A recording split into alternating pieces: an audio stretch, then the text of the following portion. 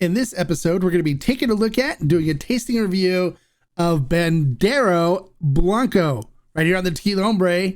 Coming up next.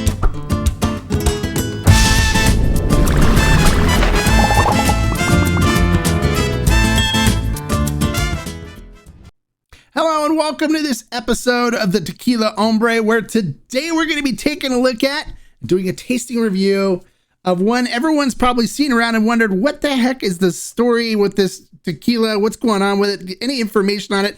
I've got all the information you need. It's on Bandero Tequila Blanco. So we'll get into that in just a minute. For those of you that missed the Q&A last night, the live stream, it was great. We shared a lot of great information, some good conversation. I'll put a link to it right here so you guys can check it out. Also share with everybody that it was our second anniversary for the Tequila Hombre. Now, it's not my anniversary, but anniversary for the channel itself. We've been doing reviews now for 2 years. And if you are new to the channel and haven't caught up with all the great information that we're sharing, make sure you click that subscribe button below and the bell next to it so you'll get notified every time we post one of our reviews or informational videos, or fire up a live stream where we're either sharing lots of great information with you on tequila and agave spirits, or interviewing industry professionals that sit down and share with you their passion and their products right here on the Tequila Hombre Network channel. So make sure you click the subscribe button and the bell next to it so you get those notifications. All right, so let's not waste any more time though. This has got a fantastic story, so let's get into that right now. All right, so let's get into the story. I know you've probably seen this on the shelf maybe, or somebody posted it in a Facebook group or on a Reddit, the subreddit, and you're like, what is that? I don't know anything about it. Where'd it come from? Well, I've got the story for you, all right? Bandero Tequila is actually a passion project between John Paul DeJoria and his daughter, Alexis. Now, if you don't know who John Paul DeJoria is, he is the co-founder of Paul Mitchell hair products, and he's also the co-founder of Patron Tequila. So while he had Patron and was the owner and co-owner of Patron, he created this tequila with his daughter Alexis. Now, the goal with this tequila was to make a tequila that had all the traditional stuff to it, was carried the traditions of the tequila area, as well as reflected the culture and history of the tequila producing region. So he used a different distillery and produced this tequila. And then when he sold Patron, they negotiated in the agreement that he and Alexis get to keep this and keep their relationship with their distillery that they were making this with.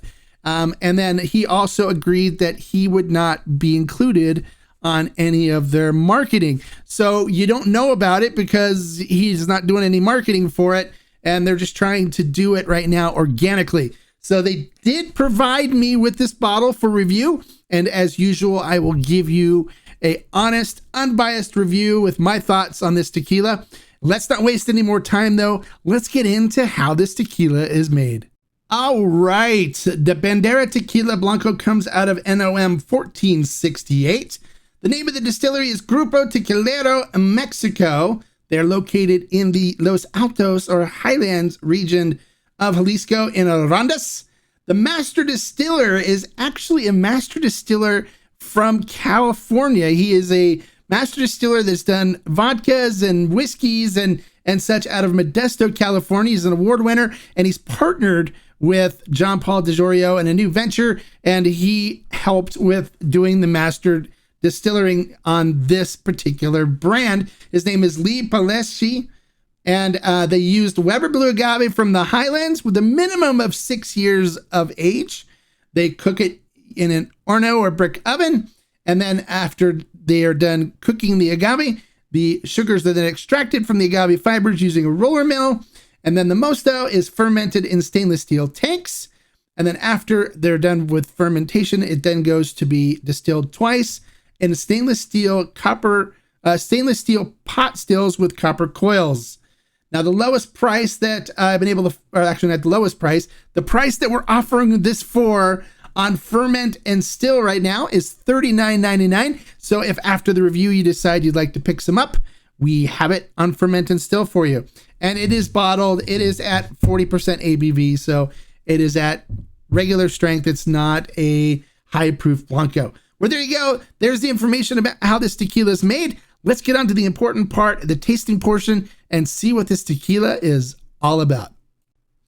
All right, going up top to our pour cam. Of course, I'm using my favorite Denver and Liley agave glass. 2 years of research and development to develop the perfect glass for agave spirits, and I agree with them. It is perfect, and I'll put a link if you're interested in getting one for yourself to try it out in the description. I don't get paid for any of this. I just refer people to it because I love this glass. I really do. It's a great glass. All right, now let's look at the bottle for a second before we get up into pouring it. This bottle is a canteen-shaped bottle. It's hand-blown glass. They use recycled glass for it as well. And people wonder about the leather strapping and stuff around it. The leather strapping is supposed to represent sandals that were worn by the local people, the indigenous people from the area a long time ago. So that's what the leather strapping around the bottle is supposed to represent. It's actually supposed to represent the sandals. So it's kind of a really neat bottle, a really neat presentation. It's recycled glass, so they try to be green with it as well, and it looks cool on the shelf. So not only may it be a good tequila, but it also might be nice, something nice to put on the bar. All right, but let's check it out and see if it is a good tequila. So we'll go ahead and pour some in the glass. There we go, nice little pour. And let's go up top and see what it looks like in the glass. All right, we're back. So let's take a look at this in the glass. Gets a nice coating on the glass. You can see the pearls forming on it. It doesn't have the tears and legs like some others have, but it's holding its own. It should have a fairly, mild or decent mouthfeel to it. It's not going to be super oily and viscous like other brands, but doesn't necessarily mean it's going to be bad. So let's check out the nose on it. Oh yeah, definitely picking up the rich cinnamon, ripe cooked agave smell to it, with baking spice, like clove in there as well. Picking hits of citrus in there, like grapefruit. Nice little fruitiness as well. Some black pepper in there as well. It smells good. Smells like, has a nice nose to it.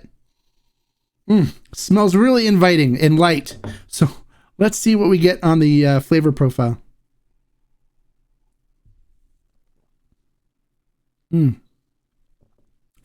Not super oily on the mouthfeel. Kind of medium on the mouthfeel. But it hits you, boom, with this super sweet cinnamon, baking spices, cooked ripe agave goodness in there right off the bat. Pick up a little tart fruit like grapefruit, maybe a hint of pineapple in there. Definitely has some pepper in there, black pepper in there as well. Finishes with a nice sweetness on the tongue that just kind of lingers. Heat-wise, not a whole lot of burn to this. It's very easy sipping. Very enjoyable. I say, yeah, this is a really nice Blanco.